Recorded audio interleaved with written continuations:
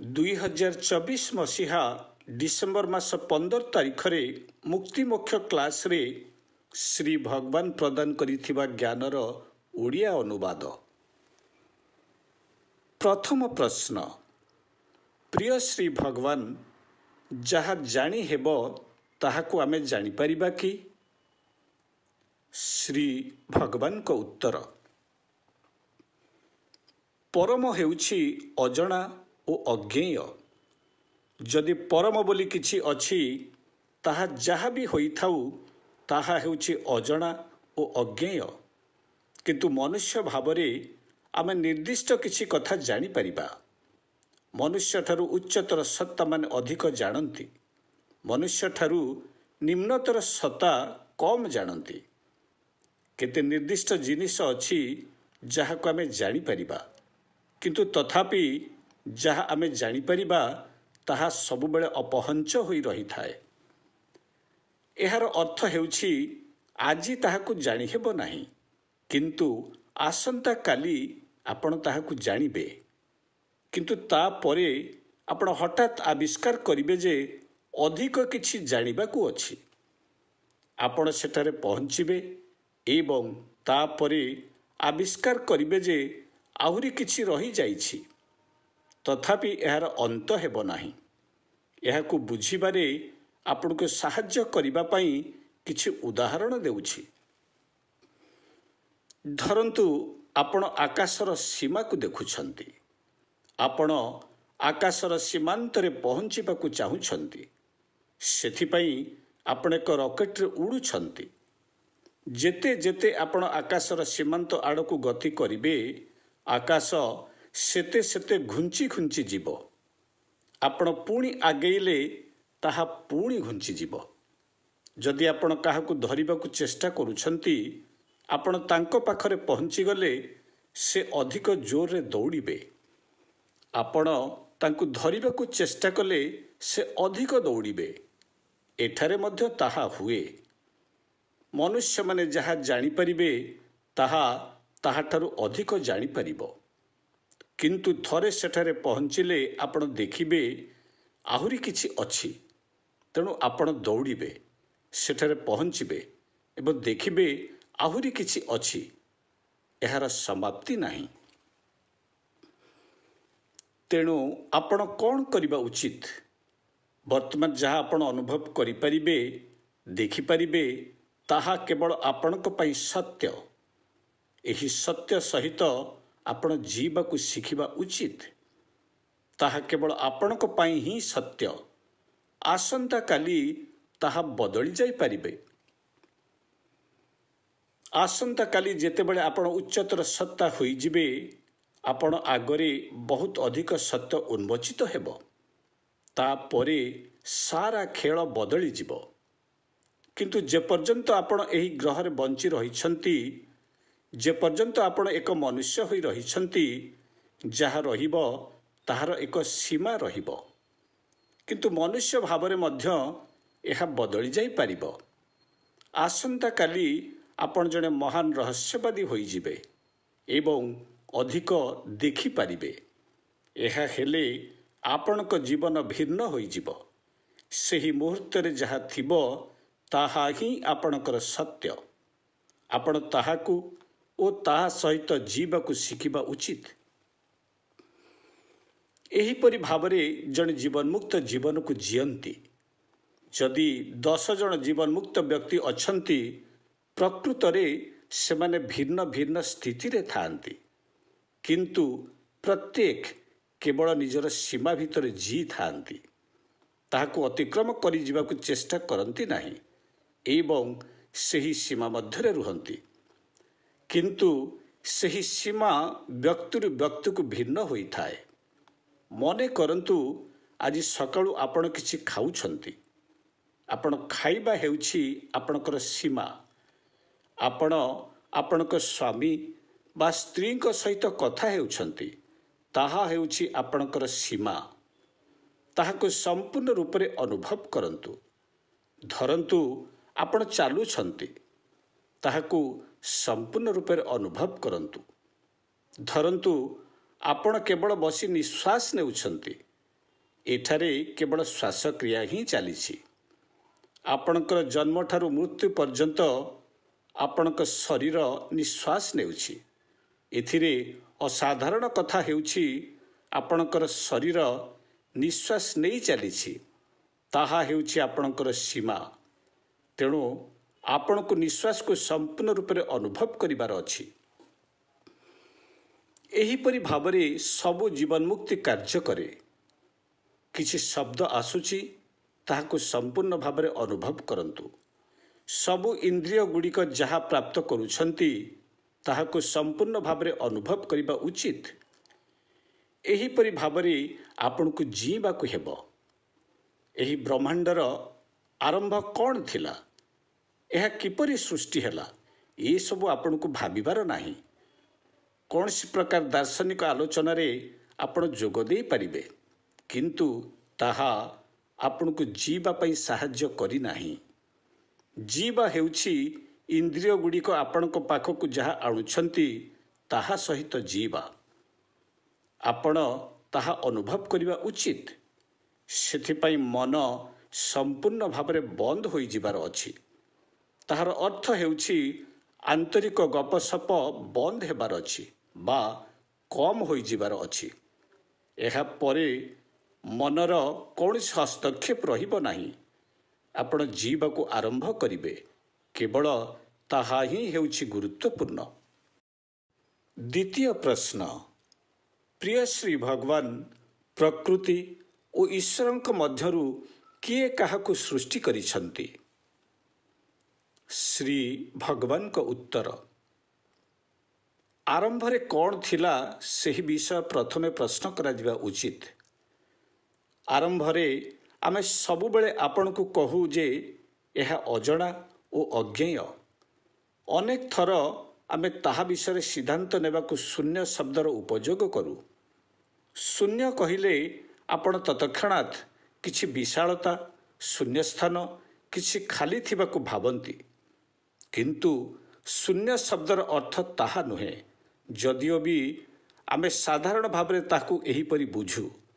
ଶୂନ୍ୟର ଅର୍ଥ ହେଉଛି ସୁ ଯୁକ୍ତ ଅନ୍ୟ, ଅର୍ଥାତ୍ ଅନ୍ୟ କେହି ନାହାନ୍ତି, କେବଳ ତାହା ହିଁ ଅଛି। କେବଳ ଜଣେ ହିଁ ଅଛନ୍ତି, କେହି ଦ୍ୱିତୀୟ ନାହାନ୍ତି। ଯଦି ଆପଣଙ୍କର କେହି ଦ୍ୱିତୀୟ ବ୍ୟକ୍ତି ଅଛନ୍ତି, ଆପଣ ଏହାକୁ ବୁଝିପାରିବେ, କିନ୍ତୁ କେବଳ ତାହା ଅଛି। ଆପଣ କିପରି ବୁଝିପାରିବେ? ବୁଝିବା ପାଇଁ କିଏ ଅଛନ୍ତି? ଏହା ସମ୍ଭବ ନୁହେଁ। ତେଣୁ ଆରମ୍ଭରୁ ଜଣେ ହିଁ ଅଛନ୍ତି, ତାହା ହେଉଛି ଶୂନ୍ୟ। ସୁ ଯୁକ୍ତ ଅନ୍ୟର ଅର୍ଥ ହେଉଛି ଅନ୍ୟ କେହି ନାହାନ୍ତି। ଏହା କ'ଣ ଆପଣ ଜାଣନ୍ତି ନାହିଁ? ଆପଣ ଏହାକୁ ଏକ ଖାଲିପଣ ବା ଶୂନ୍ୟସ୍ଥାନ ବୋଲି ଭୁଲ ବୁଝୁଛନ୍ତି, କିନ୍ତୁ ଏହା ସେହିପରି ନୁହେଁ। ବ୍ରହ୍ମାଣ୍ଡ, ଅନ୍ୟ ଲୋକ ଆଦି ଯାହା କିଛି ବି ଅଛି, ତାହା କେବଳ ଏହା ହିଁ ହୋଇଛି। ଶୂନ୍ୟର ବିକାଶ ହୁଏ, ଏହା ତାହା ହୋଇଯାଏ, ଏହା ସୃଷ୍ଟି କରେ ନାହିଁ। ଏହା ଆମେ କିପରି ଜାଣିବା? ବର୍ତ୍ତମାନ ଏହି ବ୍ରହ୍ମାଣ୍ଡକୁ ନିରୀକ୍ଷଣ କରନ୍ତୁ। ତାହା ବ୍ରହ୍ମାଣ୍ଡର ବାହାର ହେଉ କିମ୍ବା ଯଦି ଆପଣ ତାହା ଭିତରକୁ ଯିବାକୁ ଚାହୁଁଛନ୍ତି, ପରମାଣୁ ଭିତରକୁ ହେଉ, ଆପଣଙ୍କୁ ବିଜ୍ଞାନର ଉପଯୋଗ କରିବାକୁ ହେବ। ରହସ୍ୟବାଦୀ ବ୍ରହ୍ମାଣ୍ଡକୁ ନଷ୍ଟ କରିଦେଇପାରିବ ବା ତାହା ଭିତରକୁ ଯାଇ ବି ପାରିବ। ଏଥିପାଇଁ ଆପଣଙ୍କୁ ନିଜର କୁଣ୍ଡଳିନୀକୁ ଊର୍ଦ୍ଧ୍ୱକୁ ନେବାକୁ ହେବ, କିଛି ଚକ୍ରକୁ ସକ୍ରିୟ କରିବାକୁ ହେବ। ତାପରେ ଆପଣ ତାହା କରିପାରିବେ। ରହସ୍ୟବାଦୀଙ୍କର ନିଜର ଚାହିଁବା, ଦେଖିବା ଓ ବୁଝିବାର ମାର୍ଗ ଅଛି। ଅବଶ୍ୟ ତାହା ବିଜ୍ଞାନ ଠାରୁ ଉଚ୍ଚ ସ୍ତରର। ଆପଣ କ'ଣ ଦେଖନ୍ତି? ଆମେ ଦେଖୁ ଯେ ଯାହା ଅଛି ତାହାର ବିକାଶ ହେଉଛି। ଏହା ଦେଖିହେବ। କିଛି ରେକର୍ଡକୁ ରକ୍ଷଣାବେକ୍ଷଣ କରି ରଖାଯାଇଛି, ଯାହାକୁ ଆମେ ଦେଖିପାରିବା। ପ୍ରକୃତରେ ଏହି ରେକର୍ଡକୁ ଆମ ଶରୀରରେ ରଖାଯାଇଛି। ଏହାର ବିକାଶ ହେଉଛି ଏବଂ ଗୋଟିଏ ସମୟରେ ଏହା ମନୁଷ୍ୟ ହୋଇଯାଏ। ଏହି ବ୍ରହ୍ମାଣ୍ଡ, ସ୍ଥାନ, କାଳ, ସବୁକିଛି, ସମୁଦ୍ରରେ ଥିବା ଜୀବଜନ୍ତୁ, ଏହି ସୃଷ୍ଟି ସବୁକିଛି ଏହା ହୋଇଯାଏ। ପରିଶେଷରେ ବୃକ୍ଷଲତା ପ୍ରାଣୀଜଗତ ସବୁକିଛି ଏହା ହୋଇଯାଏ। ପରିଶେଷରେ ସେମାନେ ମାନବ ହୋଇଯାଆନ୍ତି। ତେଣୁ ଶୂନ୍ୟ ମାନବ ହୋଇଯାଏ। ତାପରେ କ'ଣ ହୁଏ? ମାନବମାନେ ଈଶ୍ୱର ହୋଇଯାଆନ୍ତି, ଯେଉଁମାନଙ୍କୁ ଆମେ ଈଶ୍ୱର କହୁ। ଅନେକ ବର୍ଷ ପୂର୍ବେ ସେମାନେ ମନୁଷ୍ୟ ଥିଲେ ଏବଂ ସେମାନେ ଈଶ୍ୱର ହୋଇଗଲେ। ସବୁ ଈଶ୍ୱରମାନେ ଗୋଟିଏ ଈଶ୍ୱର ହୋଇଗଲେ, ଯିଏ ହେଉଛନ୍ତି ପରମ ଜ୍ୟୋତି। ସେମାନେ ଯେଉଁ ଭଜନ ଗାନ କରୁଛନ୍ତି ତାହା ହେଉଛି ସବୁ ଈଶ୍ୱରଙ୍କର ଏକତ୍ୱ। ସବୁ ଈଶ୍ୱରମାନେ ଏକ ହୋଇଯାଇଛନ୍ତି, ଯିଏ ହେଉଛନ୍ତି ପରମ ଜ୍ୟୋତି। ଏହା ଘଟୁଛି। ଏଠାରେ ଯଦି ଆମେ ପରମ ଜ୍ୟୋତିଙ୍କୁ ଈଶ୍ୱର ଭାବରେ ନେଉ, ଆମେ ତାକୁ ଦେଖିପାରୁନା। ପ୍ରାରମ୍ଭରେ ଆମେ ତାଙ୍କୁ ଦେଖିପାରୁନା। କୌଣସି ଅବସରରେ ଆମେ ତାଙ୍କୁ ଜ୍ୟୋତି ରୂପରେ ଦେଖୁ, କିନ୍ତୁ ଏହାଠାରୁ ଭିନ୍ନ ରୂପରେ। ପ୍ରାରମ୍ଭରେ ଯାହା ଅଛି ତାହା ହେଉଛି ଶୂନ୍ୟ। ଆପଣ ଯଦି ତାହାକୁ ପ୍ରକୃତି ବୋଲି କହିବାକୁ ଚାହୁଁଛନ୍ତି, ଆପଣ ତାହା କହିପାରିବେ, କିନ୍ତୁ ତାହା ସୃଷ୍ଟିରେ ସମ୍ପୃକ୍ତ ନୁହେଁ। ତାହା ଏହିପରି ହୋଇଯାଏ। ସୃଷ୍ଟି କରିବାକୁ କେହି ସ୍ରଷ୍ଟା ନାହାନ୍ତି, ସ୍ରଷ୍ଟା ତାହା ହୋଇଯାଆନ୍ତି। ସୃଷ୍ଟି ଓ ସ୍ରଷ୍ଟାଙ୍କ ମଧ୍ୟରେ କୌଣସି ଫରକ ନାହିଁ। ଶେଷରେ ଯେତେଦୂର ଆମେ ଜାଣୁ, ତାହା ହେଉଛନ୍ତି ପରମ ଜ୍ୟୋତି।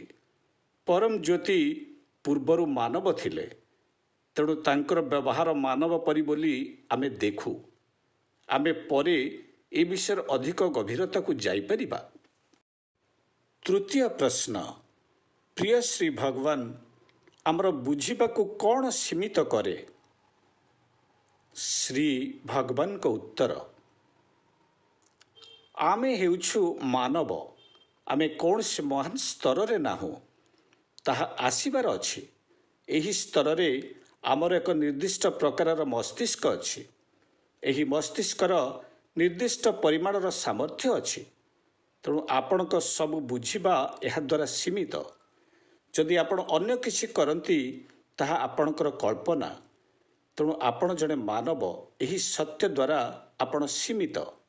ଯଦିଓ ବି ମାନବର ସୀମିତତା ଅଛି, ତାହାକୁ ଅଧିକରୁ ଅଧିକ ବୃଦ୍ଧି କରାଯାଇପାରିବ। ଏହା ଏହି ସ୍ତରରେ ନୁହେଁ, ବିଭିନ୍ନ ସ୍ତରରେ ବୃଦ୍ଧି କରାଯାଇପାରିବ। ସେଗୁଡ଼ିକର ବ୍ୟବସ୍ଥା ଗୁଡ଼ିକ ହେଉଛି ଭିନ୍ନ, ତେଣୁ ବୁଝିବା ମଧ୍ୟ ଭିନ୍ନ ହେବ। ନିମ୍ନତର ସତ୍ତାମାନେ ଅଛନ୍ତି, ଯେଉଁମାନଙ୍କର ଧାରଣା ଆପଣଙ୍କ ଠାରୁ କମ୍। ଆମର ମାନବୀୟ ଶରୀର ଅଛି ଏବଂ ଏହା ମଧ୍ୟରେ ଏକ ମାନବୀୟ ମସ୍ତିଷ୍କ ଅଛି, ଯାହାକୁ ନେଇ ଆମେ କାର୍ଯ୍ୟ କରୁଛୁ। ଏହି ସତ୍ୟ ଦ୍ୱାରା ଆମେ ସୀମିତ। କିନ୍ତୁ ଆମେ କଳ୍ପନା କରିବାକୁ ଚେଷ୍ଟା କରୁ ଯେ ଆମେ ବ୍ରହ୍ମାଣ୍ଡର କେନ୍ଦ୍ର ଏବଂ ସବୁକିଛି ଆମ ଉପରେ ନିର୍ଭର କରେ। ଆମେ ଏହି ବହୁତ ବଡ଼ ଭ୍ରମ ଦ୍ୱାରା ପୀଡ଼ିତ। କିଛି ଅନ୍ୟ ମାର୍ଗରେ ଏହା ସତ୍ୟ, କିନ୍ତୁ ଆପଣ କିପରି ଭାବିପାରିବେ ଯେ ଆପଣ ବ୍ରହ୍ମାଣ୍ଡର କେନ୍ଦ୍ର ଏବଂ ଆପଣ ସବୁକିଛି ଜାଣିବାର ଅଛି? ଏହା କିପରି ସମ୍ଭବ? ଆପଣ ପ୍ରକୃତରେ ଏକ ପିମ୍ପୁଡ଼ି ଠାରୁ ମଧ୍ୟ କ୍ଷୁଦ୍ର। ଜଣେ ମନୁଷ୍ୟ ହେଉଛି ତାହା। ଆପଣଙ୍କର ନିଜର ସୀମା ଅଛି। ସେହି ସୀମା ଭିତରେ ଆପଣ ଆନନ୍ଦରେ ଖେଳିପାରିବେ। ଚତୁର୍ଥ ପ୍ରଶ୍ନ, ପ୍ରିୟ ଶ୍ରୀ ଭଗବାନ, କ'ଣ ସୃଷ୍ଟି ଆବଶ୍ୟକ କରେ ନାହିଁ? ଶ୍ରୀ ଭଗବାନଙ୍କ ଉତ୍ତର, ଆପଣ ଜାଣିବାକୁ ଚାହୁଁଛନ୍ତି ଯେ ଏମିତି କୌଣସି ଜିନିଷ ଅଛି ଯାହା ସ୍ରଷ୍ଟା ଆବଶ୍ୟକ କରେ ନାହିଁ। ଗଣିତ କୌଣସି ସ୍ରଷ୍ଟା ଆବଶ୍ୟକ କରେ ନାହିଁ। ଗଣିତ ମାତ୍ର ଅଛି। ମନୁଷ୍ୟମାନେ କେବଳ ତାହାକୁ ଆବିଷ୍କାର କରନ୍ତି। ଆମେ ଗଣିତକୁ ସୃଷ୍ଟି କରୁନାହୁଁ। ଗଣିତକୁ କେହି ବୋହି ନେଇପାରିବେ ନାହିଁ। ତାହା ଆପଣଙ୍କ ଦ୍ୱାରା ହେଉ, ପ୍ରକୃତି ଦ୍ୱାରା ହେଉ ବା ଈଶ୍ୱରଙ୍କ ଦ୍ୱାରା ହେଉ, ଗଣିତର ସିଦ୍ଧାନ୍ତ ଗୁଡ଼ିକ ଅଛି। ଏହି ବ୍ରହ୍ମାଣ୍ଡ ଥାଉ ବା ନଥାଉ, ସେଗୁଡ଼ିକ ଅଛି। ଯେମିତି ଈଶ୍ୱର ଅଛନ୍ତି, ସେଗୁଡ଼ିକ ଅଛି। ସେଗୁଡ଼ିକ ହେଉଛି ସିଦ୍ଧାନ୍ତ। ତେଣୁ ଆପଣ କେବଳ ସିଦ୍ଧାନ୍ତ ଗୁଡ଼ିକ ଆବିଷ୍କାର କରନ୍ତୁ। କିନ୍ତୁ ଆଉ ଗୋଟିଏ କଥା ହେଉଛି ଶୂନ୍ୟ, ଯାହା ଏସବୁ ହୋଇଯାଉଛି। ତାହାକୁ ମଧ୍ୟ ଗାଣିତିକ ସିଦ୍ଧାନ୍ତକୁ ମାନିବାକୁ ହୁଏ। ଏହା କିଛି ହେବା ପାଇଁ ବହୁତ କିଛି ସୃଷ୍ଟି କରେ। ଏହାକୁ ଗାଣିତିକ ସିଦ୍ଧାନ୍ତକୁ ମାନିବାକୁ ହୁଏ ଯାହା ସବୁବେଳେ ବିଦ୍ୟମାନ ଅଛି। ଏହା କୌଣସି ସ୍ରଷ୍ଟା ଆବଶ୍ୟକ କରେ ନାହିଁ। ଆପଣ ଏହାକୁ ଶୂନ୍ୟ ବା ଈଶ୍ୱର ବା ଯାହା ବି କୁହନ୍ତୁ, ତାଙ୍କୁ ଏସବୁକୁ ସିଦ୍ଧାନ୍ତକୁ ମାନିବାକୁ ହୁଏ। ଆପଣ ଏହାକୁ ଉପେକ୍ଷା କରିପାରିବେ। ଅବଶ୍ୟ କୌଣସି ନିର୍ଦ୍ଦିଷ୍ଟ ପରିସ୍ଥିତିରେ ଯେତେବେଳେ ଆପଣ ଏହାକୁ ଉପେକ୍ଷା କରନ୍ତି, ଗଣିତ ନିଜେ ଏହାକୁ ପୁଣି କୋଡେଡ୍ କରେ। ଆପଣ ଏହାକୁ ଏକ ଚମତ୍କାର କୁହନ୍ତି। ତେଣୁ ଈଶ୍ୱରଙ୍କ ସାହାଯ୍ୟ ବିନା ଯାହା ବିଦ୍ୟମାନ ରହିପାରେ ତାହା ହେଉଛି ଗଣିତ। ଆମେ ଗଣିତକୁ କେବଳ ଆବିଷ୍କାର କରୁ, ସୃଷ୍ଟି କରୁନା। ଆମେ ଏହା ସୃଷ୍ଟି କରୁଛୁ ବୋଲି ଧରି ନେଉ, କାରଣ ଅନ୍ୟ କାହାର ନାମ ଏଠାରେ ପ୍ରୟୋଗ କରାଯାଇଥାଏ। ପଞ୍ଚମ ପ୍ରଶ୍ନ, ପ୍ରିୟ ଶ୍ରୀ ଭଗବାନ, ବ୍ରହ୍ମାଣ୍ଡ ଓ ଚୈତନ୍ୟ ଭିତରେ କି ସଂଯୋଗ ଅଛି? ଶ୍ରୀ ଭଗବାନଙ୍କ ଉତ୍ତର, ମନେ ରଖନ୍ତୁ, ଆରମ୍ଭ ହେଉଛି ଶୂନ୍ୟ, ଯାହା ଅଜଣା ଓ ଅଜ୍ଞେୟ। ଯଦି ଆପଣ ଅଲୌକିକ ଭାବରେ ଶୂନ୍ୟକୁ ଓ ଚୈତନ୍ୟକୁ ଯାଇପାରିବେ, ଆପଣ ଦେଖିବେ ବ୍ରହ୍ମାଣ୍ଡ ଏବଂ ଚୈତନ୍ୟ ହେଉଛନ୍ତି ଏକ ଓ ସମାନ। ଏହା ଭିନ୍ନ ବୋଲି ପ୍ରତୀୟମାନ ହେଉଥିଲେ ମଧ୍ୟ ଏହା ସମାନ। ଚୈତନ୍ୟ ବିନା କୌଣସି ବ୍ରହ୍ମାଣ୍ଡ ନାହିଁ କି ବ୍ରହ୍ମାଣ୍ଡ ବିନା କୌଣସି ଚୈତନ୍ୟ ନାହିଁ। ବାସ୍ତବରେ ସେଗୁଡ଼ିକ ଏକ ଓ ସମାନ, ଯାହାକୁ ପ୍ରକୃତରେ ଅନୁଭବ କରାଯାଇପାରିବ। ଷଷ୍ଠ ପ୍ରଶ୍ନ, ପ୍ରିୟ ଶ୍ରୀ ଭଗବାନ, ହୃଦୟ ବିକଶିତ ହେବାର ସହଜତମ ମାର୍ଗ କ'ଣ? ଶ୍ରୀ ଭଗବାନଙ୍କ ଉତ୍ତର, ହୃଦୟ ବିକଶିତ ହେବାର ସହଜତମ ମାର୍ଗ ହେଉଛି ଆପଣଙ୍କୁ ନର୍କକୁ ପଠାଇବା। କଠିନ ଦଣ୍ଡ ଦେଉଥିବା ନର୍କ ହୃଦୟ ବିକଶିତ ହେବାରେ ସାହାଯ୍ୟ କରିବ। ବର୍ତ୍ତମାନ ଆମେ ତାହା କରିବାକୁ ଆରମ୍ଭ କରିଛୁ। ଅଧିକରୁ ଅଧିକ ଲୋକ ନର୍କକୁ ଯିବେ ଏବଂ ସେଠାରୁ ବାହାରି ଆସିବେ। ସେମାନଙ୍କର ହୃଦୟ ବିକଶିତ ହେବ। ଯେଉଁମାନେ ନର୍କକୁ ଯିବା ପାଇଁ ଇଚ୍ଛୁକ, ଆମେ ନିଶ୍ଚିତ ସେମାନଙ୍କୁ ନର୍କକୁ ପଠାଇବୁ। ସେଠାରେ ସେମାନେ ଅନ୍ୟମାନଙ୍କୁ, ନିଜର ସମ୍ପର୍କୀୟମାନଙ୍କୁ, ବନ୍ଧୁମାନଙ୍କୁ, ପୂର୍ବପୁରୁଷମାନଙ୍କୁ ଦେଖିବେ। ସେମାନଙ୍କୁ ଦେଖିଲେ ହୃଦୟ ବିକଶିତ ହେବ। ସେଠାରେ ଆପଣ ନିଜର ପିତାଙ୍କୁ, ଜେଜେବାପାଙ୍କୁ ଦଣ୍ଡ ଭୋଗୁଥିବାର ଦେଖିବେ। ଆପଣଙ୍କ ପ୍ରିୟଜନମାନଙ୍କୁ, କିଛି ପ୍ରସିଦ୍ଧ ବ୍ୟକ୍ତିମାନଙ୍କୁ ମଧ୍ୟ ଦେଖିବେ। ଯେତେବେଳେ ସେମାନେ କ'ଣ ଅନୁଭବ କରୁଛନ୍ତି, କେଉଁ ଅବସ୍ଥା ଦେଇ ଗତି କରୁଛନ୍ତି, ତାହା ଆପଣ ଦେଖିବେ। ଆପଣଙ୍କର ହୃଦୟ ବିକଶିତ ହେବ। ଆପଣ ଆଉ ପୂର୍ବ ପ୍ରକାରର ବ୍ୟକ୍ତି ହୋଇ ରହିବେ ନାହିଁ। ଆପଣ ଅନ୍ୟମାନଙ୍କ ବିଷୟରେ ଚିନ୍ତା କରିବେ, ସେମାନଙ୍କର ଯତ୍ନ ନେବାକୁ ଆରମ୍ଭ କରିବେ। ଆପଣ ନିଜକୁ ଆଉ ଏକାକୀ ଓ ଅଲଗା ଅନୁଭବ କରିବେ ନାହିଁ। କିଛି ଲୋକଙ୍କୁ ଥରେ ନର୍କକୁ ପଠାଇଦେଲେ ସେମାନଙ୍କର ହୃଦୟ ବିକଶିତ ହୋଇଯିବ। କିଛି ଲୋକଙ୍କୁ ଏଥିପାଇଁ 3 ଥର ନର୍କକୁ ଯିବାକୁ ହେବ। ଯେଉଁମାନେ ନର୍କକୁ ଯିବା ପାଇଁ ପ୍ରସ୍ତୁତ ଅଛନ୍ତି, ଆମେ କୌଣସି ସମୟରେ ସେମାନଙ୍କୁ କିଛି କାର୍ଯ୍ୟକ୍ରମ ମାଧ୍ୟମରେ ନର୍କକୁ ପଠାଇବୁ। କିନ୍ତୁ ଯଦି ଆପଣ କହିବେ ଯେ ଆପଣଙ୍କୁ ବହୁତ ଭୟ ଲାଗୁଛି, ତାହେଲେ ଆମେ ଆପଣଙ୍କୁ ଜଣେ ପର୍ଯ୍ୟଟକ ଭାବରେ ନେବୁ। ଆମେ ଆପଣଙ୍କୁ କେବଳ ନର୍କକୁ ନେବୁ ଓ ସେଠାରୁ ଫେରାଇ ଆଣିବୁ। ସେଥିରୁ ଆପଣ କିଛି ଉପକାର ପାଇବେ। ଏହା ଆପଣଙ୍କ ହୃଦୟକୁ ମଧ୍ୟ ବିକଶିତ କରିବ। କିନ୍ତୁ ଥରେ ଆପଣ ନର୍କକୁ ଅନୁଭବ କରିବା ପାଇଁ ପ୍ରସ୍ତୁତ ହେଲେ, ଆମେ ଆପଣଙ୍କୁ ନର୍କର ଅନୁଭବ ଦେବୁ। ଏହି ଅନୁଭୂତି ପରେ ଆପଣ ବର୍ତ୍ତମାନ ଯାହା ଅଛନ୍ତି, ସେହି ସମାନ ବ୍ୟକ୍ତି ହୋଇ ରହିବେ ନାହିଁ। ଆଜି ଆପଣ ଅନ୍ୟମାନଙ୍କ ବିଷୟରେ ଚିନ୍ତା କରୁନାହାନ୍ତି। ଆପଣଙ୍କ ଅଧିକାଂଶ ଚିନ୍ତା ହେଉଛି ନିଜ ପରିବାର ବିଷୟରେ। ତାହାକୁ ଅତିକ୍ରମ କରି ଆପଣ ଆଗକୁ ଯାଉନାହାନ୍ତି। ଆଜିକାଲି ଲୋକମାନେ ନିଜ ବିଷୟରେ ଅଧିକ ଚିନ୍ତା କରୁଛନ୍ତି, ନିଜ ପରିବାର ବିଷୟରେ ଚିନ୍ତା କରୁନାହାନ୍ତି। ଆପଣ ଏତେ ଆତ୍ମକୈନ୍ଦ୍ରିକ, ଆତ୍ମଚିନ୍ତକ, ଏତେ ଭୟଙ୍କର ଯେ ଆପଣଙ୍କର ହୃଦୟ ନାହିଁ। ଆଜିକାଲି ଲୋକମାନେ ଅଧିକରୁ ଅଧିକ ହୃଦୟହୀନ ହୋଇଯାଉଛନ୍ତି। କିନ୍ତୁ ନର୍କକୁ ଗୋଟିଏ ଯାତ୍ରା ହୃଦୟର ପରିବର୍ତ୍ତନ କରିଦେବ। ଏହା ସବୁଠାରୁ ସହଜ ମାର୍ଗ। ଆଧୁନିକ ଲୋକମାନଙ୍କ ପାଇଁ ଅନ୍ୟ କିଛି କାର୍ଯ୍ୟ କରିବ ନାହିଁ।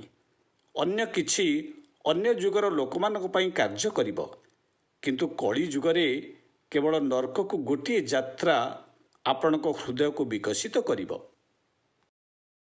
ସପ୍ତମ ପ୍ରଶ୍ନ, ପ୍ରିୟ ଶ୍ରୀ ଭଗବାନ, ଆମର ଦାୟିତ୍ୱ କ'ଣ?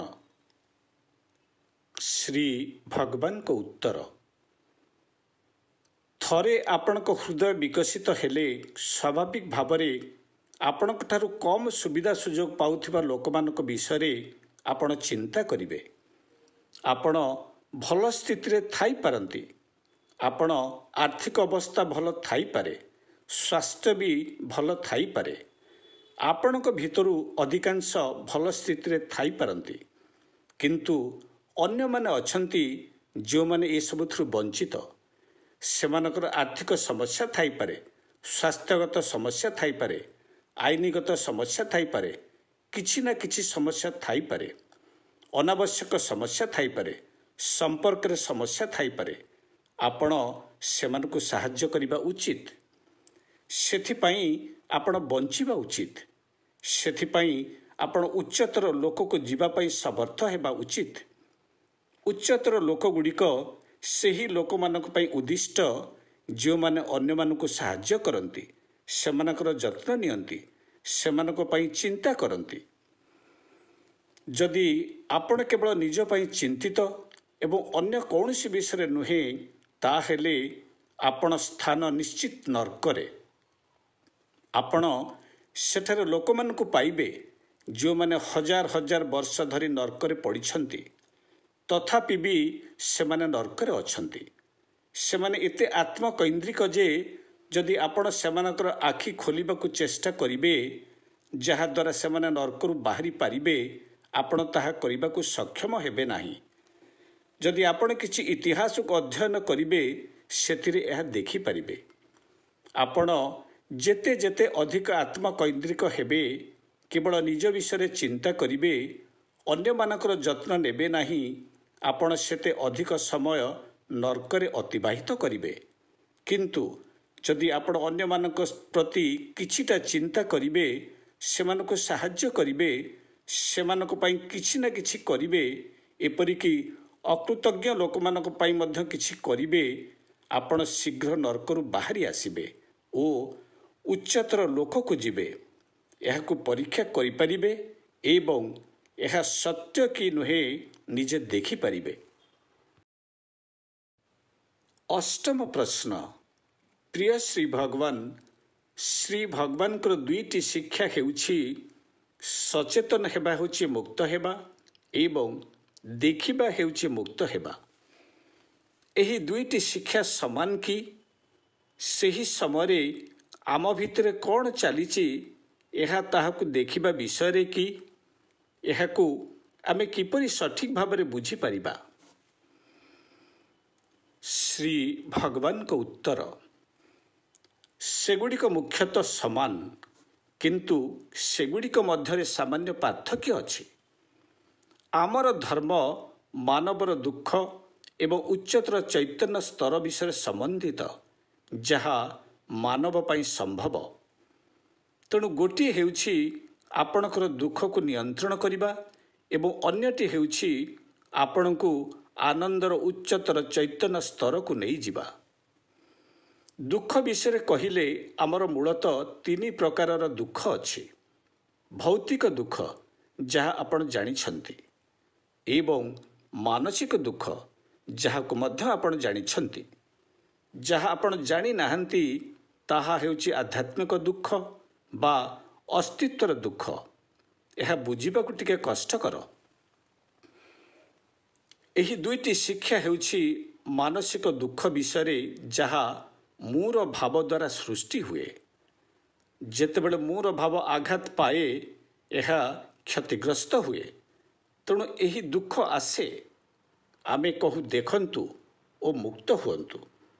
ଏହାର ଅର୍ଥ ହେଉଛି ମୁଁର ଭାବ କିପରି କ୍ଷତିଗ୍ରସ୍ତ ହେଉଛି ତାହାକୁ ଦେଖିବା ଏବଂ ଏହା କିପରି ଦୁଃଖ ପାଉଛି ଦେଖିଲେ ଆପଣ ସେଥିରୁ ମୁକ୍ତ ହେବେ। ଅନ୍ୟ ଶିକ୍ଷାଟି ହେଉଛି ମୁଁର ଭାବ ମଧ୍ୟ ଲାଳସା ପାଇଁ ଦୁଃଖ ପାଏ। ଆପଣ କହିପାରନ୍ତି ଯେ ଏହି ବିଷୟରେ ସଚେତନ ହେବା ହେଉଛି ମୁକ୍ତ ହେବା। ଉଦାହରଣ ସ୍ୱରୂପ ମନେ କରନ୍ତୁ, ଆପଣ ଜଣେ ସଙ୍ଗୀତଜ୍ଞ ହେବାକୁ ଚାହୁଁଥିଲେ। ଆପଣଙ୍କ ଜୀବନରେ ସଙ୍ଗୀତଜ୍ଞ ହେବା ପାଇଁ ବହୁତ ଆବେଗ ଥିଲା, କିନ୍ତୁ ଆପଣ ଜଣେ ବଢ଼େଇ ହେଲେ। କିନ୍ତୁ ତଥାପି ସେହି ଲାଳସା ଆପଣଙ୍କ ଭିତରେ ଅଛି ଓ ଯେ ମୁଁ ନିଶ୍ଚୟ ଜଣେ ସଙ୍ଗୀତଜ୍ଞ ହେବି, ପ୍ରସିଦ୍ଧ ସଙ୍ଗୀତଜ୍ଞ ହେବି। କିନ୍ତୁ ଆପଣ ଜଣେ ବଢ଼େଇ ହେଲେ। ଆପଣ ଜଣେ ପ୍ରସିଦ୍ଧ ବଢ଼େଇ ହୋଇ ବହୁତ ଟଙ୍କା ରୋଜଗାର କରିପାରନ୍ତି, କିନ୍ତୁ ତଥାପି ଆପଣ ଜଣେ ସଙ୍ଗୀତଜ୍ଞ ହେବାକୁ ଚାହୁଁଛନ୍ତି। ସେହି ଲାଳସା ଆପଣଙ୍କ ଭିତରେ ଏବେ ମଧ୍ୟ ଅଛି ଏବଂ ଆପଣଙ୍କୁ ଦୁଃଖ ଦେଉଛି। ଆପଣ ଜଣେ ନିର୍ଦ୍ଦିଷ୍ଟ ଝିଅକୁ ବିବାହ କରିବାକୁ ଚାହୁଁଥିଲେ। ଆପଣ ତାଙ୍କୁ ବିବାହ କରିପାରିଲେ ନାହିଁ। ସେ ଅନ୍ୟ ଜଣକୁ ବିବାହ କରି ଚାଲିଗଲେ। ତଥାପି ଆପଣ ତାଙ୍କୁ ସ୍ୱପ୍ନ ଦେଖୁଛନ୍ତି। ଏହା ହେଉଛି ଲାଳସା। ସେଥିପାଇଁ ଆପଣ କ'ଣ କରିବେ? ଆପଣ ସଚେତନ ହୁଅନ୍ତୁ। ପ୍ରକୃତ ଦୁଃଖ ବିଷୟରେ ସଚେତନ ହେବା ହେଉଛି ପ୍ରାୟ ସେଥିରୁ ମୁକ୍ତ ହେବା। ଏହାକୁ ଆପଣ ପରୀକ୍ଷା କରି ଦେଖିପାରନ୍ତି। ଯେତେବେଳେ କୌଣସି ଲାଳସା ଅଛି ଏବଂ ସେହି ଲାଳସା ଆପଣଙ୍କ ଭିତରେ ଦୁଃଖ ସୃଷ୍ଟି କରୁଛି, ତାହାକୁ ଦେଖିବା ହେଉଛି ସଚେତନତା। ଯେତେବେଳେ ମୋର ଭାବ କ୍ଷତିଗ୍ରସ୍ତ ହୋଇଥାଏ ଏବଂ ସେଥିପାଇଁ ଦୁଃଖ ଥାଏ, ତାହା ହେଉଛି ଦେଖିବା। ଏହାକୁ ଆପଣ କିପରି ଉପଯୋଗ କରିବେ? ଏହାକୁ ପ୍ରକୃତରେ ବାସ୍ତବ ପରିସ୍ଥିତିରେ ଉପଯୋଗ କରାଯିବା ଉଚିତ ଏବଂ ଏହା କିପରି କାର୍ଯ୍ୟ କରେ ଆପଣ ଦେଖିପାରିବେ। ଏହା ବହୁତ ଶୀଘ୍ର କାର୍ଯ୍ୟ କରେ। ବିଶେଷ କରି ଯେତେବେଳେ ଆପଣ ସୋମ ଗ୍ରହଣ କରନ୍ତି। ଯଦି ଆପଣଙ୍କର ଶ୍ରୀ ପରମଜ୍ୟୋତିଙ୍କ ସହିତ ଦୃଢ଼ ବନ୍ଧନ ଅଛି, ଏହା ବହୁତ ଶୀଘ୍ର କାର୍ଯ୍ୟ କରେ। ନବମ ପ୍ରଶ୍ନ। ପ୍ରିୟ ଶ୍ରୀ ଭଗବାନ, ଜୀବନର ଉଦ୍ଦେଶ୍ୟ ହେଉଛି ସବୁକିଛି ଅନୁଭବ କରିବା ଏବଂ ଅନୁଭବ ଦ୍ୱାରା ଏହାକୁ ଜାଣିବା। ଆମେ ଜୀବନମୁକ୍ତ ହେବା ପୂର୍ବରୁ ଏଠାରେ ହିଁ ସବୁକିଛି ଆମ ଇନ୍ଦ୍ରିୟ ମାଧ୍ୟମରେ ଅନୁଭବ କରିଥାଉ। ଆମେ ଜୀବନମୁକ୍ତ ହେବା ପରେ ଆମେ ଆମ ମୁଁ ଭାବ ଓ ଇନ୍ଦ୍ରିୟରୁ ମୁକ୍ତ ହୋଇଥାଉ। ଏହା ପରେ ଆମେ କୌଣସି ଜିନିଷକୁ କିପରି ଅନୁଭବ କରିବୁ? ଶ୍ରୀ ଭଗବାନଙ୍କ ଉତ୍ତର। ସତ୍ୟ ହେଉଛି ଆପଣମାନେ କିଛି ଅନୁଭବ କରୁନାହାନ୍ତି। ଜୀବନମୁକ୍ତ ହେବା କ'ଣ? ଏହା ହେଉଛି ସବୁକିଛି ଅନୁଭବ କରିବା। ଆପଣ ଯାହା ଅନୁଭବ କରନ୍ତି ତାହା ବାସ୍ତବରେ ବିପରୀତ ଅଟେ। ବର୍ତ୍ତମାନ କ'ଣ ହେଉଛି? ଯେଉଁ ମୁହୂର୍ତ୍ତରେ ଆପଣ କିଛି ଦେଖୁଛନ୍ତି, ଆପଣ କିଛି ଶୁଣୁଛନ୍ତି କିମ୍ବା ଆପଣ କିଛି ଆଘ୍ରାଣ କରୁଛନ୍ତି, ଆପଣ ପ୍ରକୃତରେ ତାହା କରୁନାହାନ୍ତି। ଏହା କେବଳ ଦେଖିବାର ଅଛି। ଦେଖିବାର ଅର୍ଥ ହେଉଛି ବୁଝିବା। ଯେଉଁ ମୁହୂର୍ତ୍ତରେ ଆପଣ ଏକ ଗଛ ଦେଖନ୍ତି, ଆପଣ ତାହା ଦେଖୁନଥାନ୍ତି। ଆପଣ ଆଖି ତାହା ଦେଖୁଛି। ଆଖି ହେଉଛି କ୍ୟାମେରା। କ୍ୟାମେରା ସୁଟିଂ କରୁଛି। କିନ୍ତୁ ତାପରେ ଆପଣ କ୍ୟାମେରାରେ ହସ୍ତକ୍ଷେପ କରୁଛନ୍ତି। କିଏ ହସ୍ତକ୍ଷେପ କରୁଛି? ଆପଣଙ୍କର ସମସ୍ତ ଜ୍ଞାନ, ଆପଣଙ୍କର ନିବନ୍ଧନ ଏବଂ ତାହା ସହିତ ଆପଣ ନିଜେ। ଏସବୁ ଆପଣଙ୍କ ଚତୁଃପାର୍ଶ୍ୱରେ ଏକତ୍ରିତ ହୋଇଛନ୍ତି ଏବଂ ସେ ହେଉଛନ୍ତି କ୍ୟାମେରାମ୍ୟାନ୍। କ୍ୟାମେରାମ୍ୟାନ୍ଙ୍କ କାର୍ଯ୍ୟ ହେଉଛି କ୍ୟାମେରା ଚଳାଇବା, ବାସ୍ ଏତିକି। ତେବେ ସେ କାହିଁକି ଧାରା ବିବରଣୀ ଦେଉଛନ୍ତି? ଏଠାରେ ଆପଣଙ୍କ ଆଖି ଦେଖୁଛି, କେବଳ ସେତିକି ହେବା ଉଚିତ। ଆପଣ ଦେଖିବା ବେଳେ କେବଳ ଦେଖୁଛନ୍ତି, ଶୁଣିବା ବେଳେ କେବଳ ଶୁଣୁଛନ୍ତି, ଆଘ୍ରାଣ କଲାବେଳେ କେବଳ ଆଘ୍ରାଣ କରୁଛନ୍ତି, ସ୍ପର୍ଶ କଲାବେଳେ କେବଳ ସ୍ପର୍ଶ କରୁଛନ୍ତି ଏବଂ ଆପଣ ସେଠାରେ ଆଦୌ ନାହାନ୍ତି। ମାତ୍ର ଏଠାରେ ଆପଣ କ୍ୟାମେରା ଉପରକୁ ଡେଇଁ ପଡ଼ୁଛନ୍ତି ଏବଂ ଏକ ଧାରା ବିବରଣୀ ଦେଉଛନ୍ତି। ଆରେ ଏହା ଏକ ବଡ଼ ଗଛ, ଏକ ବଡ଼ ଗଛ, ଏକ ଛୋଟ ଗଛ, ଅଳ୍ପ ଦିନର ଗଛ, ଭଲ ଗଛ, ସବୁ ପ୍ରକାରର ଟିକା ଟିପ୍ପଣୀ ଦେଉଛନ୍ତି। ଆପଣ ଗଛଟିକୁ ଆଦୌ ଦେଖୁନାହାନ୍ତି। କ୍ୟାମେରାମ୍ୟାନ୍ କେବଳ ଗଛଟିକୁ ଦେଖିବା ଉଚିତ। ଅନ୍ୟ ସମସ୍ତ ଇନ୍ଦ୍ରିୟ ପାଇଁ ମଧ୍ୟ ସମାନ କଥା ପ୍ରାଚୁର୍ଯ୍ୟ। ସେଥିପାଇଁ ଆମେ କହୁଛୁ ଇନ୍ଦ୍ରିୟାଣାମ୍ ବିମୁକ୍ତି ହିଁ। ଇନ୍ଦ୍ରିୟ ଗୁଡ଼ିକରୁ ମୁକ୍ତ ହେବା ଆବଶ୍ୟକ। ଆପଣଙ୍କ ଇନ୍ଦ୍ରିୟ ଗୁଡ଼ିକ ଆପଣଙ୍କ ମନର ଦାସ। ସେମାନେ ସ୍ୱାଧୀନ ନୁହନ୍ତି। ଆପଣ ଜୀବନକୁ ଅନୁଭବ କରନ୍ତି ନାହିଁ। ଆପଣ ମନର ଜୀବନକୁ ଅନୁଭବ କରନ୍ତି। ମନର ଦୁର୍ଭାଗ୍ୟ ହେଉଛି ଯେଉଁଠାରେ ଏହା ଉପଯୋଗୀ ନଚେତ୍ ଏହା ଏକ ବୋଝ। ମନ ଆପଣଙ୍କ ଉପରେ ଏକ ଗଧ ଚଢ଼ିଲା ପରି। ଆପଣ ମନ ରୂପକ ଗଧକୁ ଉପଯୋଗ କରି ତାହା ଉପରେ ଚଢ଼ିବା କଥା, କିନ୍ତୁ ଏଠାରେ ଆପଣ ନିଜ ମୁଣ୍ଡରେ ଏହି ଗଧକୁ ବହନ କରୁଛନ୍ତି। ଏହା ହେଉଛି ଆପଣଙ୍କ ଜୀବନ। ଜଣେ ଜୀବନମୁକ୍ତ ନ ହୋଇଥିବା ବ୍ୟକ୍ତି କ'ଣ? ସେ ମୁଣ୍ଡରେ ଏକ ଗଧକୁ ବହନ କରୁଛନ୍ତି। ସେ ମନର ବୋଝକୁ ବହନ କରୁଛନ୍ତି। ସେ ନିରବଚ୍ଛିନ୍ନ ଭାବେ 24 ଘଣ୍ଟା କାମ କରୁଛନ୍ତି। ନିଦରେ ମଧ୍ୟ ସେ କାମ କରୁଛନ୍ତି। କେବଳ ସ୍ୱପ୍ନହୀନ ଗଭୀର ନିଦ୍ରାରେ ଏହା ଶାନ୍ତ ରହେ। ଏହା ବହୁତ କମ୍ ସମୟ ପାଇଁ ଘଟେ। ସ୍ୱପ୍ନରେ ମଧ୍ୟ ଏହା ସମ୍ପୂର୍ଣ୍ଣ କାର୍ଯ୍ୟକ୍ଷମ। ଦ୍ରୁତ ଚକ୍ଷୁ ଗତି ନିଦ୍ରାରେ ମଧ୍ୟ ଏହାକୁ ଦେଖନ୍ତୁ। ଏହା ଏକ ପ୍ରକାରର ନିଦ୍ରା। ଆମେ ଗଧକୁ ତଳେ ରଖିଦେବାକୁ ଆପଣଙ୍କୁ କହୁଛୁ। ଆପଣଙ୍କୁ ଗଧକୁ ବ୍ୟବହାର କରିବାକୁ ପଡ଼ିବ। ତେଣୁ ଆପଣଙ୍କର ଇନ୍ଦ୍ରିୟ ଗୁଡ଼ିକ ଆଦୌ ମୁକ୍ତ ନୁହନ୍ତି। ସେମାନେ ସବୁ ସମୟରେ ନିୟନ୍ତ୍ରିତ ହୋଇଥାନ୍ତି। ସେଥିପାଇଁ ଆମେ କହୁଛୁ ଇନ୍ଦ୍ରିୟ ଗୁଡ଼ିକୁ ମୁକ୍ତ କର, ତାପରେ ଆପଣ ଜୀବାକୁ ଆରମ୍ଭ କରିବେ। ଆପଣ ପଚାରିବା ଆରମ୍ଭ କରନ୍ତି, ଆପଣ ଜାଣନ୍ତି କି କିଏ ଜୀବିତ ଅଛନ୍ତି? ଏମିତି କେହି ନାହାନ୍ତି। କେବଳ ସରଳ ଭାବରେ ଜୀବା ଅଛି। ତାହା ହିଁ ସବୁକିଛି। ସରଳ ଭାବରେ କହିଲେ କେବଳ ଗଛଟିଏ ଅଛି। ଗଛଟିକୁ କେହି ଦେଖୁନାହାନ୍ତି। ଦ୍ରଷ୍ଟା, ଦର୍ଶକ ଏବଂ ଦୃଶ୍ୟ ସମସ୍ତେ ଏକ ହୋଇଯାଆନ୍ତି। ତାହା ହେଉଛି ଜୀବନ ମୁକ୍ତି। ଆମେ ଆପଣଙ୍କୁ ସେଠାକୁ ନେବାକୁ ଚେଷ୍ଟା କରୁଛୁ। ଅନେକ ଲୋକ ପୂର୍ବରୁ ସେଠାରେ ଅଛନ୍ତି। ସେମାନେ ବହୁତ ସୁନ୍ଦର ସ୍ଥିତିରେ ଅଛନ୍ତି। ଯେଉଁମାନେ ନାହାନ୍ତି ସେମାନେ ମଧ୍ୟ ଶୀଘ୍ର ଏହାକୁ ହାସଲ କରିବେ। 10ମ ପ୍ରଶ୍ନ। ପ୍ରିୟ ଶ୍ରୀ ଭଗବାନ, ଭବିଷ୍ୟତ ବିଷୟରେ ମନ ପ୍ରକ୍ଷେପଣ କରୁଥିବା କାଳ୍ପନିକ ଭୟକୁ ଆମେ କିପରି ପରିଚାଳନା କରିବୁ ଏବଂ ଏଥିରୁ କିପରି ସମ୍ପୂର୍ଣ୍ଣ ରୂପେ ମୁକ୍ତ ହେବୁ? ଶ୍ରୀ ଭଗବାନଙ୍କ ଉତ୍ତର। କଳ୍ପନା କରନ୍ତୁ ଯେ ଗୋଟିଏ ବାଘ ଆପଣଙ୍କ ପିଛା କରୁଛି। ତେଣୁ ଆପଣ ବାଘଠାରୁ ଦୂରକୁ ଯିବାକୁ ଦୌଡ଼ୁଛନ୍ତି, ଯାହାକୁ ଆପଣ ଦୁଃଖ କହନ୍ତି। ଆପଣ ଦୌଡ଼ିଲେ ବାଘ ମଧ୍ୟ ଦୌଡ଼େ।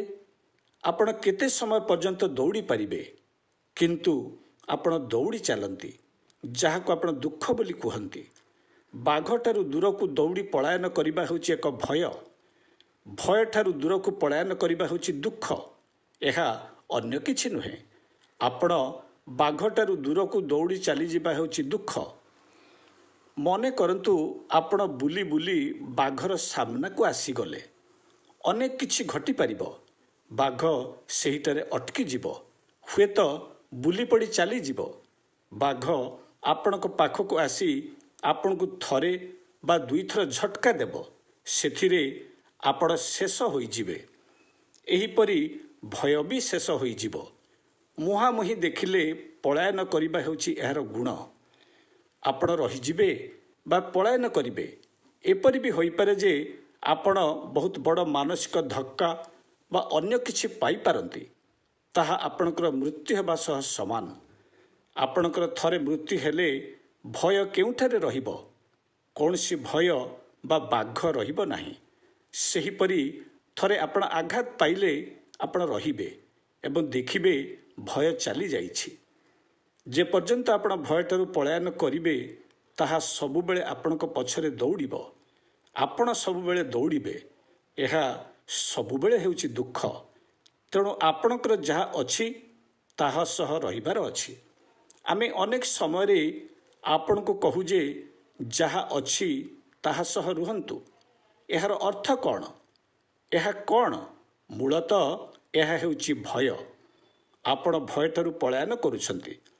ତତ୍କ୍ଷଣାତ୍ ଆପଣଙ୍କ ଟେଲିଭିଜନ ବା ସେଲ୍ ଫୋନ୍କୁ ଅନ୍ କରୁଛନ୍ତି ଓ ବନ୍ଧୁଙ୍କ ସହ କଥା ହେଉଛନ୍ତି ବା କିଛି କରୁଛନ୍ତି ବା ଅନ୍ୟ ପ୍ରକାରର ପଳାୟନ କରୁଛନ୍ତି। ଅନ୍ୟ ପକ୍ଷରେ ଆପଣ କୁହନ୍ତୁ ଯେ ଆସ ମୋତେ ଖାଅ ଏବଂ ଏହାକୁ ଧରି ରଖନ୍ତୁ। ଆମେ ଧରି ରଖନ୍ତୁ ଶବ୍ଦର ଉପଯୋଗ କରୁ। ଆମେ ସ୍ପଷ୍ଟ ଭାବରେ କହୁ ଯେ ଜଣେ ନବଜାତ ଶିଶୁ ପରି ଏହାକୁ ଧରି ରଖନ୍ତୁ। ସେହି ଦୁଃଖକୁ ଆପଣ ଯତ୍ନରେ ଧରି ରଖନ୍ତୁ, ତାହା ସହିତ ରୁହନ୍ତୁ। ତାପରେ ଯାହା ହେବ ତାହା ହେଉଛି ଏକ ଯାଦୁ, ଯାହା ଆପଣଙ୍କୁ କହିବା ଆବଶ୍ୟକ କରୁନାହିଁ। ଆପଣ ନିଜେ ଏହାକୁ କରି ଦେଖନ୍ତୁ। ଏକାଦଶ ପ୍ରଶ୍ନ। ପ୍ରିୟ ଶ୍ରୀ ଭଗବାନ, ଏହି ବର୍ଷର ସୁଦର୍ଶନ ହୋମର ମହତ୍ଵ କ'ଣ ଏବଂ ଯେଉଁମାନେ ଏହି ଯଜ୍ଞରେ ଅଂଶଗ୍ରହଣ କରିବେ ସେମାନଙ୍କୁ କି ଦୈବିକ ଉପହାର ପ୍ରଦାନ କରାଯିବ? ଶ୍ରୀ ଭଗବାନଙ୍କ ଉତ୍ତର। 2025 ମସିହାରେ ବହୁତ ବିପର୍ଯ୍ୟୟ ଆସିବ ବୋଲି ଅନେକ ଭବିଷ୍ୟବାଣୀ ଅଛି। ସେଗୁଡ଼ିକ ଆସିପାରେ ବା ନ ଆସିପାରେ। ଆମେ ଲୋକମାନଙ୍କ ପାଇଁ ଚିନ୍ତିତ। କେବଳ ଏହି ସୁଦର୍ଶନ ହୋମ ନୁହେଁ, ଅନେକ ହୋମରେ ଆମେ ଏହା କରି ଆସୁଛୁ। ଆମେ ଏହାକୁ ଅଧିକ ଶକ୍ତିଶାଳୀ କରୁଛୁ। ଯଦି ବି ବିପର୍ଯ୍ୟୟ ସଂଯୋଗବଶତଃ ଆସେ, ଏହା ଆପଣଙ୍କ ସ୍ଥାନରେ, ଆପଣଙ୍କ ଘର ପାଖରେ ଆସେ, ଆମେ ଦେଖିବୁ ଯେ ଆପଣ ସୁରକ୍ଷିତ ରହିବେ। ପରିସ୍ଥିତି ଯାହା ବି ହୋଇଥାଉ, ଆମେ ଆପଣଙ୍କୁ ସୁରକ୍ଷିତ ରଖିବୁ। ଆପଣଙ୍କୁ ଭଲ ଭାବରେ ସୁରକ୍ଷିତ ରଖିବା ପାଇଁ ଆମେ ଅତିରିକ୍ତ ପଦକ୍ଷେପ ନେବୁ। ତାହା ଅଗ୍ନି ହେଉ କି ବନ୍ୟା ହେଉ କି ଅନ୍ୟ ପ୍ରକାରର ବିପର୍ଯ୍ୟୟ ହେଉ ନା କାହିଁକି, ଆମେ ଆପଣଙ୍କୁ ରକ୍ଷା କରିବୁ।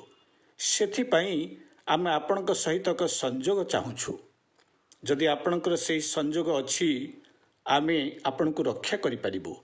ଯଦି ଆପଣଙ୍କର ସଂଯୋଗ ନାହିଁ, ଆପଣଙ୍କୁ ରକ୍ଷା କରିବା ବହୁତ କଷ୍ଟକର ହେବ। ଆମେ ଏହା ଉପରେ ଧ୍ୟାନ ଦେବୁ। ଆପଣଙ୍କର ମୁକ୍ତି ପ୍ରକ୍ରିୟାକୁ ମଧ୍ୟ ଆମେ ତ୍ୱରାନ୍ୱିତ କରିବୁ। ଆମକୁ ଶୀଘ୍ର ଅଗ୍ରଗତି କରିବାକୁ ହେବ। ଆମେ ଆମର ଗତିକୁ ବଢ଼ାଇବୁ।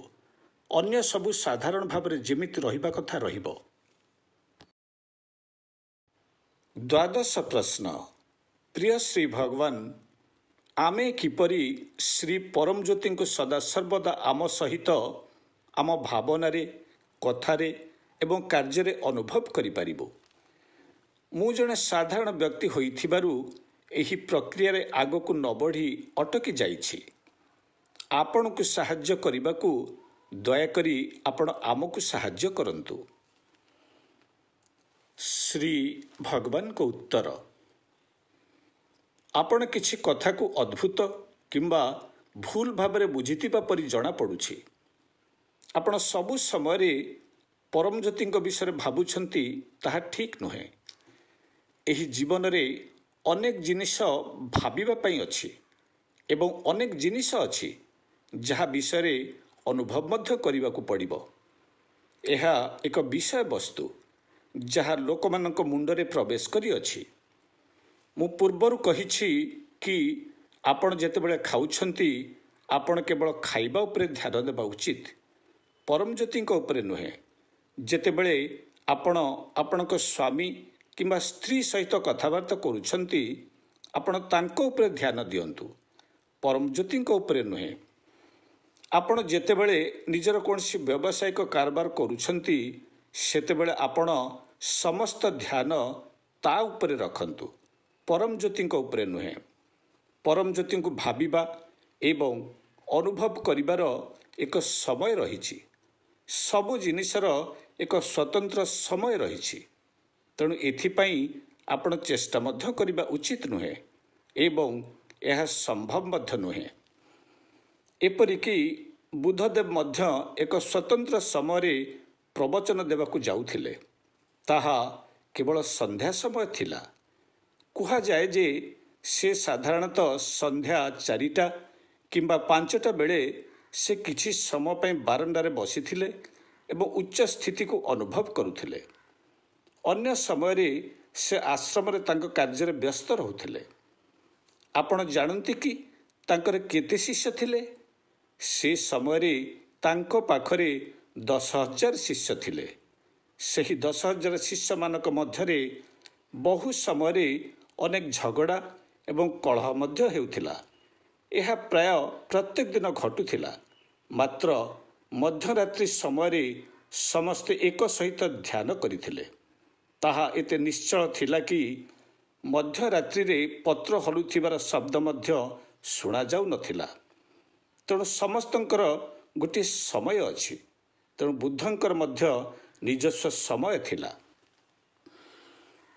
ଥରେ ଏପରି ଏକ ଘଟଣା ଘଟିଥିଲା।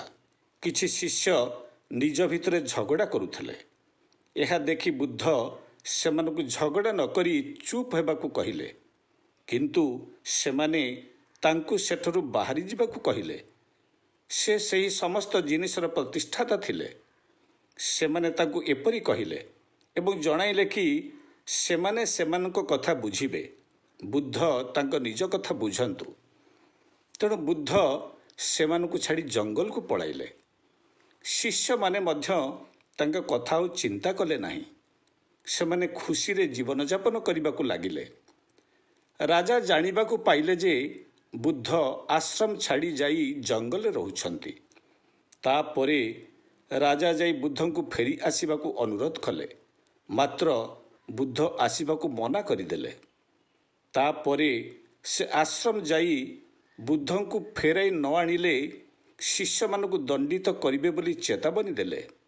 ତାପରେ ଶିଷ୍ୟମାନେ ଯାଇ ରାଜାଙ୍କ ଉଦ୍ଦେଶ୍ୟରେ ବୁଦ୍ଧଙ୍କୁ ଆଶ୍ରମକୁ ଫେରିବା ପାଇଁ ଅନୁରୋଧ କଲେ। ତାପରେ ରାଜାଙ୍କ ଉପସ୍ଥିତିରେ ବୁଦ୍ଧ ଫେରି ଆସିଲେ। ତାଙ୍କର ଏପରି ଅନେକ ଗୁଡ଼ିଏ ଅସୁବିଧା ଥିଲା। ଆମ୍ରପଲି ଯିଏ ଜଣେ ବେଶ୍ୟା ଥିଲେ, ସେ ଆସି ତାଙ୍କ ସହ ଅନେକ ସମୟ ଧରି ବହୁତ କଥା ହେଉଥିଲେ। ସମସ୍ତ ଶିଷ୍ୟମାନେ କେବଳ ସେମାନେ କ'ଣ କଥା ହେଉଛନ୍ତି ତାହା ଦେଖୁଥିଲେ। ସେମାନେ ଶିକ୍ଷା ଉପରେ ଧ୍ୟାନ ନ ଦେଇ ବୁଦ୍ଧ ଏବଂ ଆମ୍ରପଲି କେଉଁ ବିଷୟରେ କଥା ହେଉଛନ୍ତି ତାହା ଦେଖୁଥିଲେ। ଏହା ପ୍ରକୃତରେ ବହୁତ ଭୟଙ୍କର ଥିଲା। ଥରେ ତାଙ୍କୁ ଗୋଟିଏ ସ୍ଥାନକୁ ଯିବାକୁ ଥିଲା ଏବଂ ଏହି ରାସ୍ତା ମୁଖ୍ୟ ବଜାର ଦେଇ ଯାଉଥିଲା। ତାଙ୍କୁ ଚାଲି ଚାଲି ଯିବାକୁ ପଡ଼ିଥିଲା। ଅନେକ ଲୋକ ତାଙ୍କ ସହିତ ଆସିଥିଲେ।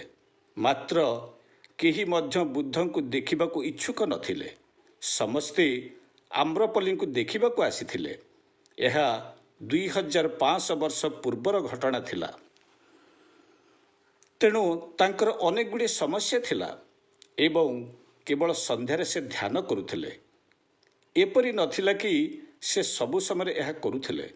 ଏପରିକି ତାଙ୍କ ବିରୁଦ୍ଧରେ ଅନେକ ମାମଲା ମଧ୍ୟ ଥିଲା ଏବଂ ଏହା ମଧ୍ୟରେ ଏକ ବଳାତ୍କାର ମାମଲା ମଧ୍ୟ ଥିଲା, ଏକ ଚୋରିର ମାମଲା ମଧ୍ୟ ଥିଲା। ତାଙ୍କୁ ଏସବୁ ଉପରେ ଧ୍ୟାନ ଦେବାକୁ ପଡ଼ୁଥିଲା। ତେଣୁ ଏହା ସମ୍ଭବ ନୁହେଁ ଯେ ଆପଣ ସର୍ବଦା ପରମଜ୍ୟୋତିଙ୍କ ସହିତ ସଂଯୁକ୍ତ ହୋଇ ରହିବେ। ନା, ଏହା ଭୁଲ ଲୋକ ଅଟେ। ଉଚ୍ଚତର ଲୋକକୁ ଗଲେ ଆପଣ ପରମଜ୍ୟୋତିଙ୍କ ସହିତ ରହିପାରିବେ, ଏହା ଅଲଗା କଥା। କିନ୍ତୁ ଲୋକମାନଙ୍କ ମନରେ ବହୁତ ଅଜବ ଧାରଣା ରହିଅଛି।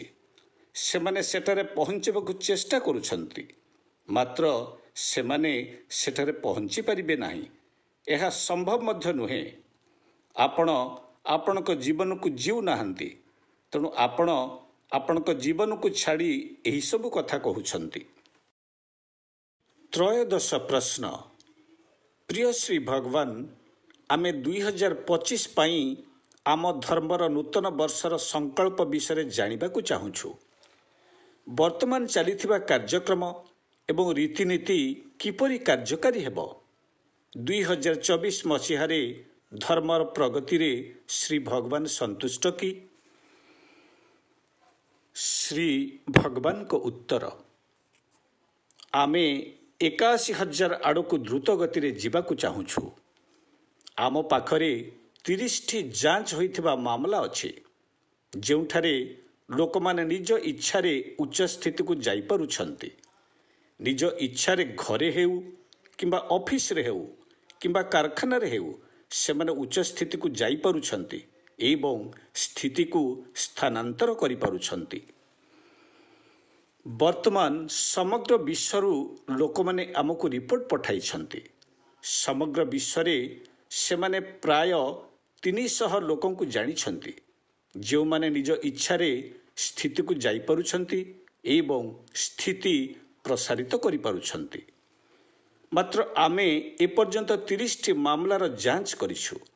ଅନ୍ୟଗୁଡ଼ିକ ଯାଞ୍ଚ କରିବା ପାଇଁ ଆମ ପାଖରେ ପର୍ଯ୍ୟାପ୍ତ ସମୟ ନାହିଁ, କିନ୍ତୁ ଲୋକମାନେ ଏଠାରେ ଏବଂ ସେଠାରେ ଯାଞ୍ଚ କରୁଛନ୍ତି ଏବଂ ବିଭିନ୍ନ ଦେଶରେ ସେମାନେ ବହୁତ ଭଲ ଅଛନ୍ତି।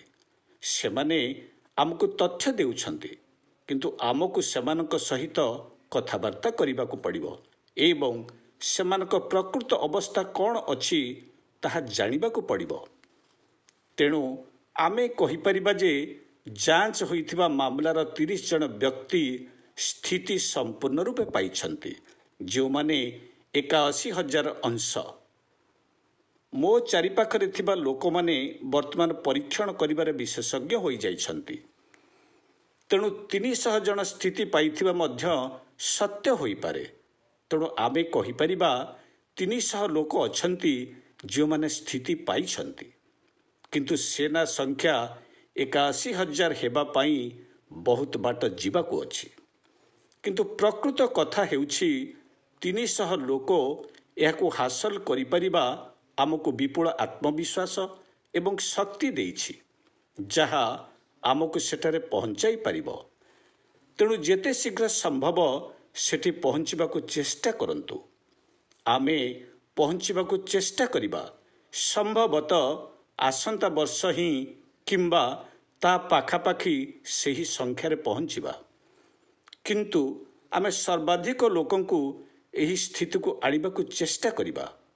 ତେଣୁ ଏହା 2025 ପାଇଁ ଆମର ସଂକଳ୍ପ ହେବ ଏବଂ ସେହିପରି ଯେତେ ସମ୍ଭବ ଅଧିକ ଲୋକଙ୍କ ପରିବର୍ତ୍ତନ ପାଇଁ ସାହାଯ୍ୟ କରାଯିବ।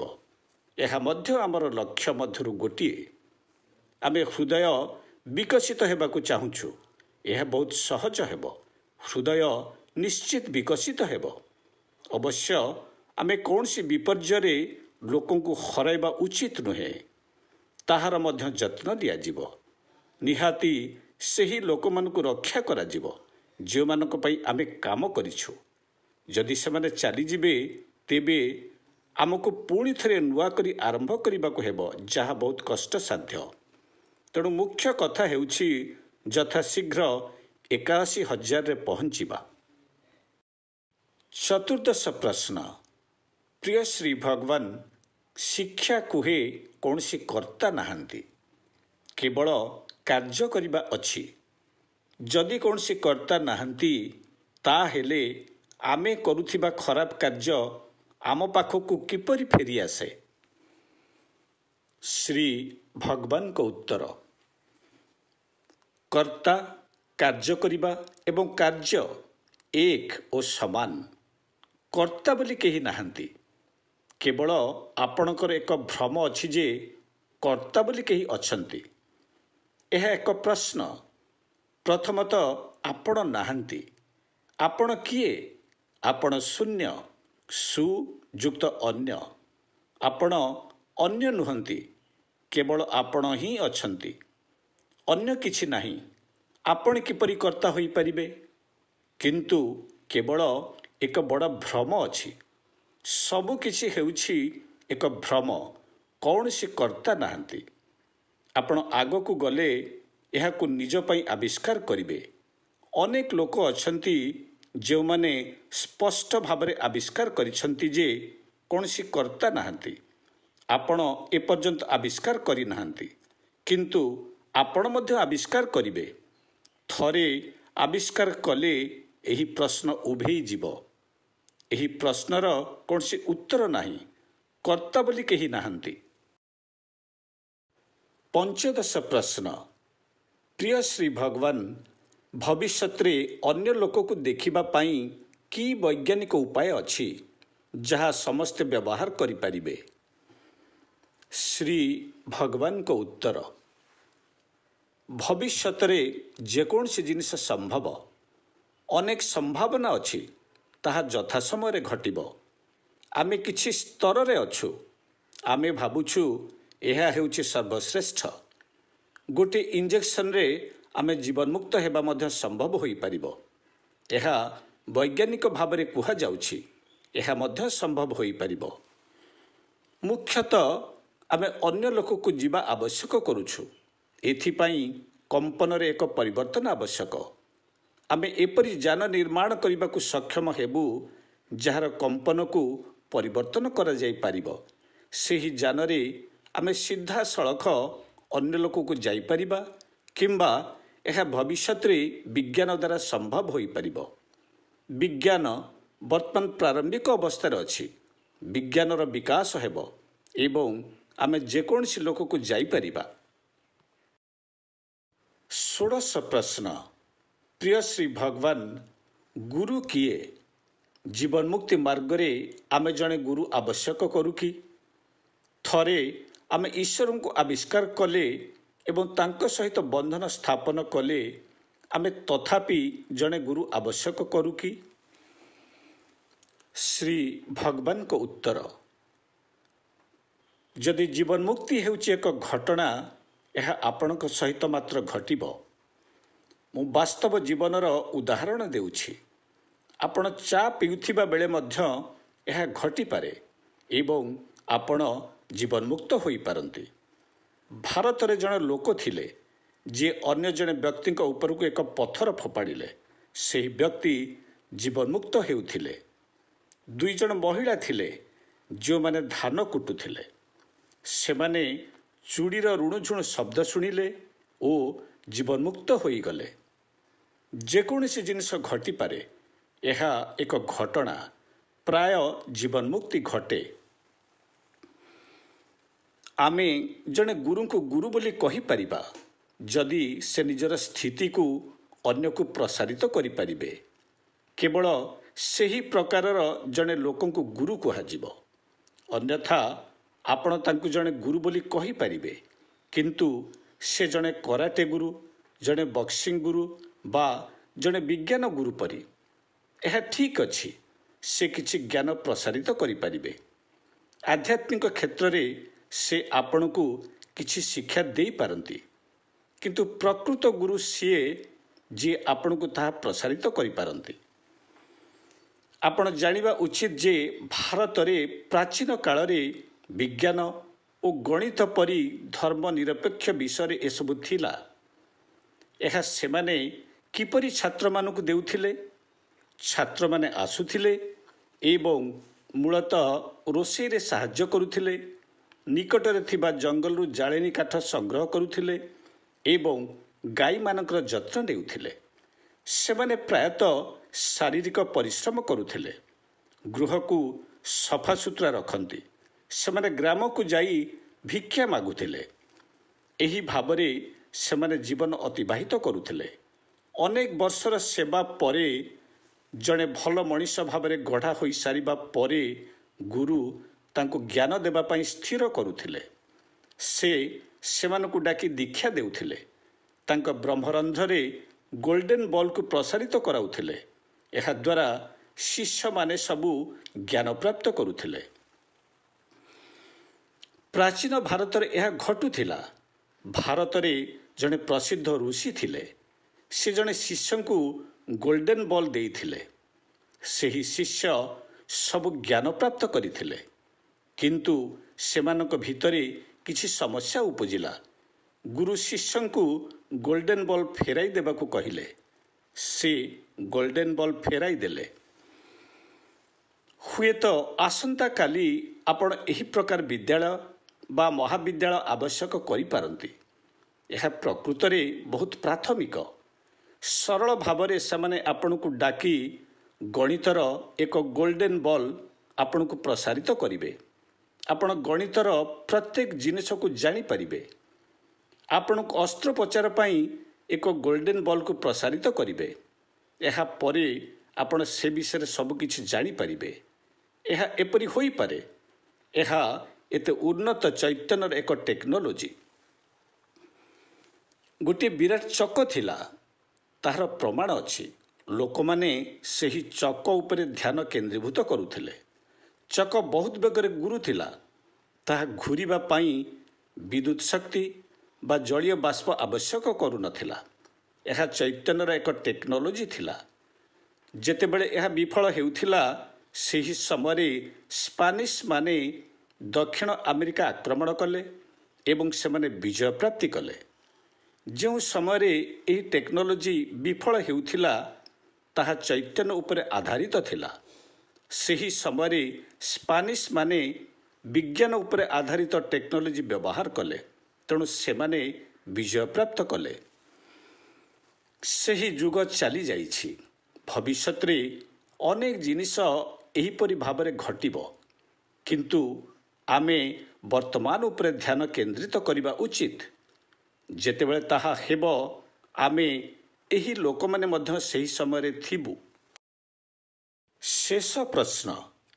ପ୍ରିୟ ଶ୍ରୀ ଭଗବାନ, ଯେତେବେଳେ ଆମେ ପ୍ରାର୍ଥନା ଶକ୍ତିର ଉପହାର ପ୍ରାପ୍ତ କରୁ, ସବୁ ପ୍ରୋଗ୍ରାମ ବାଇପାସ୍ ହୋଇଯାଏ କି?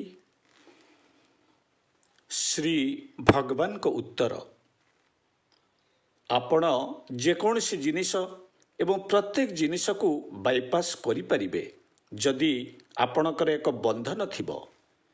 କେବଳ ପ୍ରାର୍ଥନା ଯଥେଷ୍ଟ ନୁହେଁ। ଆପଣଙ୍କର ଈଶ୍ୱରଙ୍କ ସହିତ, ଯେଉଁ ଈଶ୍ୱରଙ୍କୁ ଆପଣ ପୂଜା କରୁଛନ୍ତି ତାଙ୍କ ସହିତ, କିମ୍ବା ପରମ କରୁଣା ପରମ ଜ୍ୟୋତିଙ୍କ ସହିତ ନିଶ୍ଚୟ ଏକ ଦୃଢ଼ ବନ୍ଧନ ଥିବା ଉଚିତ। ଦୃଢ଼ ବନ୍ଧନ ଦ୍ୱାରା ଯେକୌଣସି ପ୍ରାର୍ଥନା ପୂରଣ ହେବ। ଆପଣ ଯେକୌଣସି ଜିନିଷ ଅତିକ୍ରମ କରିପାରିବେ ଏବଂ ଯେକୌଣସି ଫଳାଫଳ ପ୍ରାପ୍ତ କରିପାରିବେ।